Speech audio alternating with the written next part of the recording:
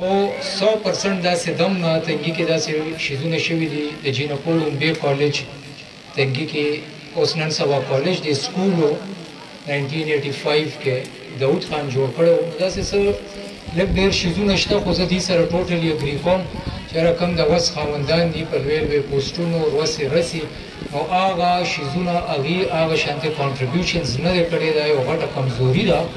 او اوس مونږ څه ملګري بلکې تاسو ټولو ته د دغې دعوت هم دی چې عوامي جرګه تحصیل تنګي دا ستاسو د ټولو زموږ د تنګي د ټولو د لوکل خلکو یو تنظیم دی او په دې کې مونږ مختلف سیکټرز کې کار کوو. نو پکار دی چې دې کې مونږ دغه شانتې دا کم ملګري چې دا پروګرامز کوي او الاسد سکول دا مونږ ته یو پلیټفارم راکړ چې را روان وخت کې داسې پروګرامز چې کوم زموږ د یوت لپاره ډېر زیات مینینګفولي یا بینیفیشلي پکار چې مونږ دې سره په هغې کې فل کانټریبیوشنز هغه فاینانشل وي که منډه تړنه وي کوم قسم سپورټ وي نو انشاءالله عوامي جرګه داود انسټیټیوټ ستاسو نه شاته کېږي به نه او دغه شانتې امید لرو چې نور انسټیټیوټس هم تاسو سره کوي. زه بخښنه غواړم که زما په علم کې نه خو زما په خیال دا شاید د تنګي په تاریخ کې لومبي ځل بک فیر وشو او امید لرو چې نیکسټ ایئر تاسو شاید انوال بیسس باندې کوئ. نو دا داود انسټیټیوټ طرف نه تاسو ته به په دې کې فاینانشل کانټریبیوشن سپورټ وي. د داود انسټیټیوټ طرف نه الاسد ته مونږ لایبررۍ ته څه بکس هم ډونیټ کوو او انشاءالله به ستاسو لایبررۍ کې وي. آخري خبره به زه دا وکړم د دې موټیف نه به زه صرف اډ وکړم چې زموږ ماشومان پکار دی چې تعلیم سره زموږ تربیت باندې توجه ورکړي چې څونه انسټیټیوټس دي. زه صرف د خپل ماشومانو مثال به درکړم چې مونږ اوسه پورې په هغې باندې څه د ایجوکیشن ریسټرکشنز یا څه فورس نه دی اچولی.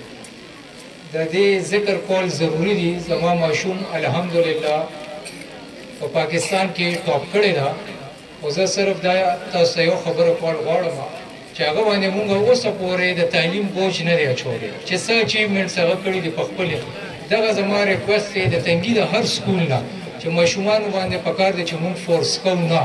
دې کې به څه ماشومان وي چې هغوی به میوزیشنز جوړېږي څه به پویټس جوړېږي څه به سپورټس مین جوړېږي. نو پکار دی چې دغې ماشومانو له مونږ په دې کې سپورټ ورکړو فل سپورټ ورکړو. ضروري نه ده چې یو ماشوم د ډاکټر جوړ شي یا د هغه انجینیر جوړ شي. که مونږ دې ماشومانو له چې څه د دې خوښې دې کې توجه ورکړو او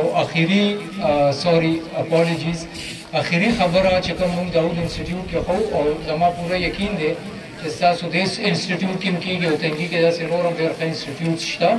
محمدن به زه ذکر وکړم او الاسد خاص طور باندې چې تاسو پلیز ماشومانو ته صرف په ایجوکیشن باندې سټرس مه ورکوئ. کمپټیشن کې پکار نه دی چې مونږ ماشومان په اننیسسري غیر ضروري کمپټیشن کې مونږ ماشومان واچو دې کې دې سره ذهني بیمار شي دې کې جیلسي پیدا شي د دې نه د قربانۍ هغه جذبه ختمه شي. ځکه چې دې مونږ په مختلف قسم کمپټیشنز کې اچو چې یاره ته به په کلاس کې ټاپ کې یا ته به په سبجیکټ کې ښه نمبرې راوړې. نو پکار نه دی د ټول پیرنټس ته دا ریکویسټ دی زما چې کایندلي په ماشومانو باندې بوج مه اچوئ او دې کې دا جذبه پیدا کړئ چې خپل وروڼو سره په ایجوکیشن کې په مختلف چیزونو کې مرسته کوي. ستاسو یو ځل بیا ډېره مننه د ټولو ملګرو او سپیشلي د سکول ټیم ایډمنسټریشن او چې چا دا پروګرام څونه کسان دې کې انوالو دي د سټوډنټس دې په دې کې کانټریبیوشنز دي نو مونږ د هغې طرف نه شکریه ادا کوو. ډېره مننه دي. جزاک